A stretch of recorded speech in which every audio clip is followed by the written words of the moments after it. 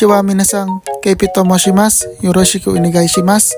Maaga akong gumising ngayon kahit wala akong pasok kasi may pupuntahan kami ng mga kasama ko. At pagkagising ko, nagready na agad ako ng pagkain. At ito ang simpleng pagkain natin ngayong umaga. Karagi at ginisang gulay lang sapat na. At habang kumakain ako, nag-chat yung kasama natin, tinatanong kung anong oras aalis.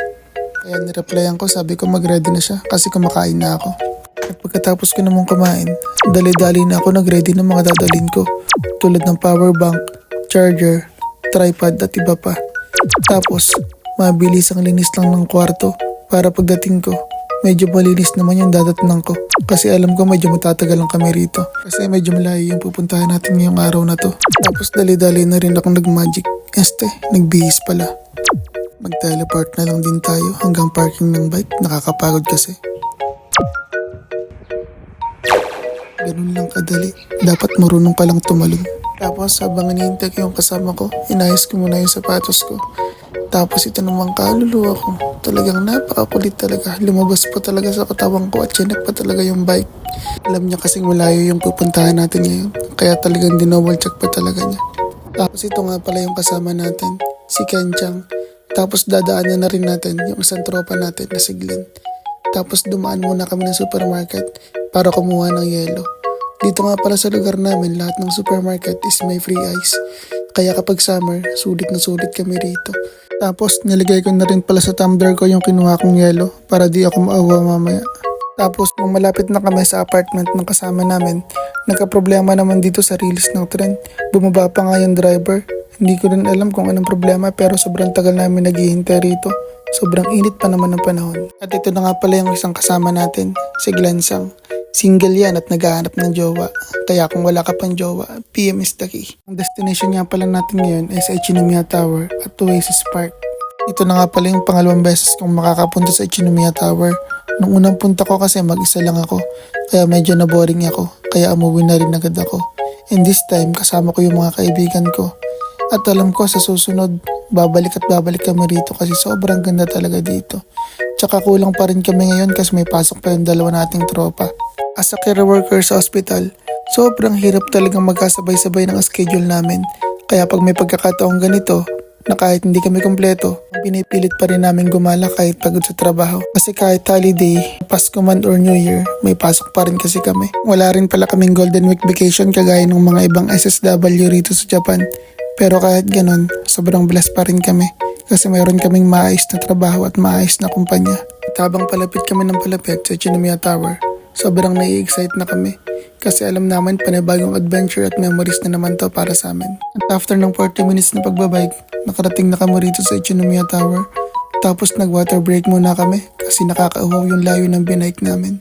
At dahil lunchtime na rin sa mga oras na to, nag-decide na lang muna kami na unahin namin puntahan yung Oasis Park kasi mas maraming kainan doon kaysa sa Ichinomiya Tower. At bago kami makarating ng Oasis Park, dalawang malalaking tulay pa yung madadaanan namin. Ito yung unang tulay at ito naman yung pangalawang tulay. Napatigil nga kami sa sobrang ganda. At kung makikita nyo yung Ferris wheel na yan yung Oasis Park, ayun yung pupuntahan namin. Tapos dito naman sa likod, yan yung Ichinomiya Tower.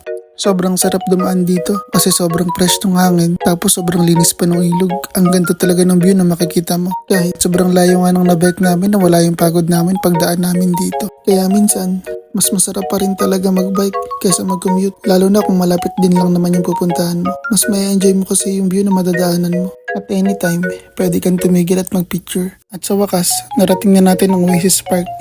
Welcome to Oasis Park. Sakop na nga pala ito ng Gifu. Walang bayad ang entrance ng pagpasok dito at sobrang daming activities na pwede nyong gawin. Kaya kung ako sa inyo, pumunta na kayo dito. At kung sakaling pupunta kayo rito, ang possible gastos nyo lang is yung mga bayad sa entrance ng mga activities nila. Tulad ng Ferris wheel, tsaka dun sa malaking aquarium, at sa iba pa. Natawa nga kami kasi kahit pabo at kambing pinagkakaperahan nila rito. Pati pabo, kung sa Pinas yung pulutan na yan. Oh, pati kambing. Papaitan na. Comedy talaga tong kasama natin. Tapos nakakatuwa rito kasi libre nyo makikita ang mga isda na to. Sobrang lalaki niyan sa personal. Ang sarap manghulihin, kaso baka mapagalitan kami. Pwede nyo pala silang pakainin, kaya nakaka-enjoy talaga. Ang sarap talagang bumalik dito. Kapag napatiming talaga na kumpleto kaming lahat. Talagang babalik at babalik kami rito. Tingnan nyo, halos kasing laki na nga ng bata yung isang isda. Di ko lang sure kung koi fish ba ang tawag dyan. Kasi may mga kasama rin silang koi fish dyan sa fund na yan.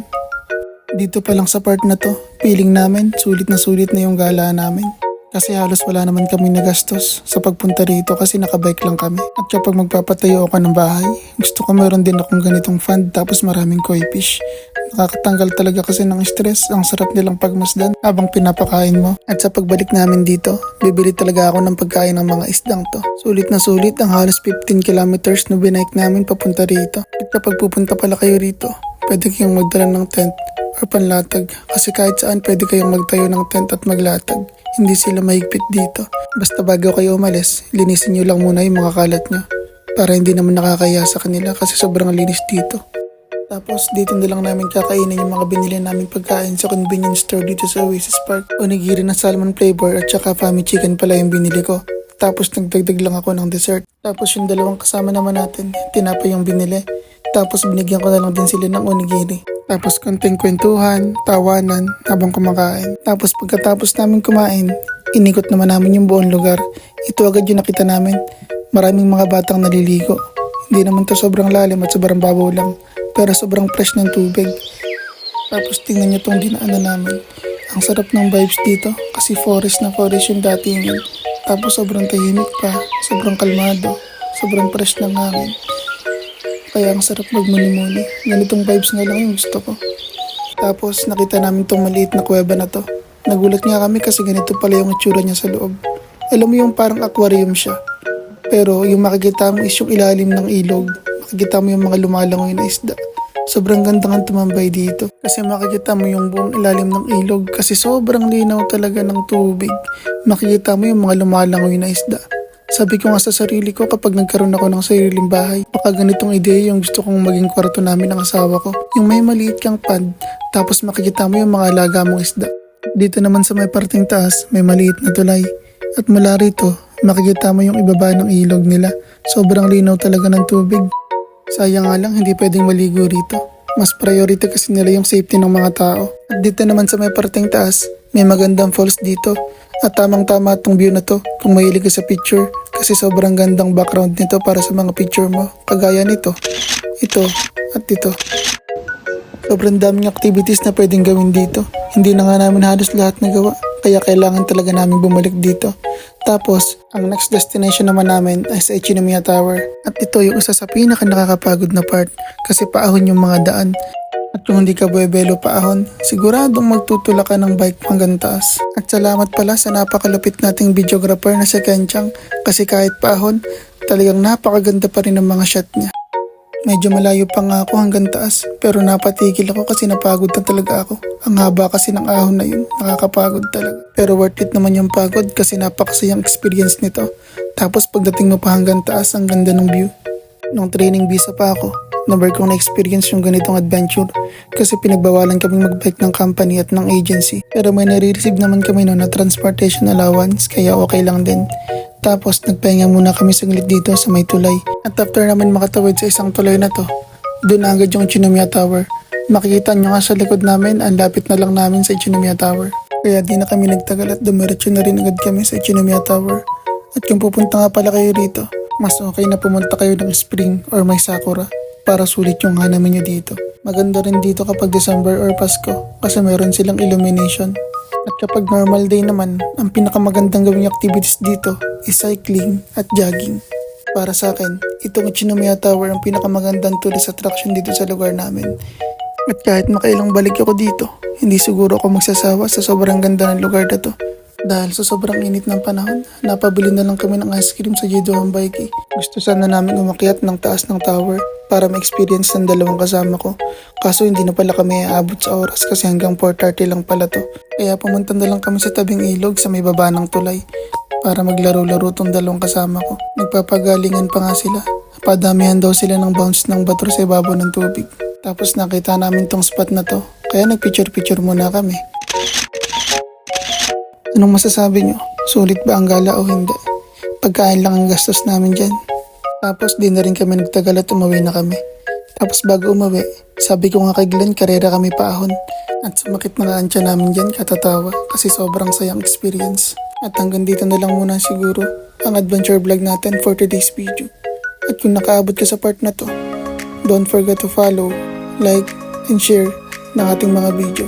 At mag-iwan ka na rin ng bakas. Thank you for watching. See you next vlog.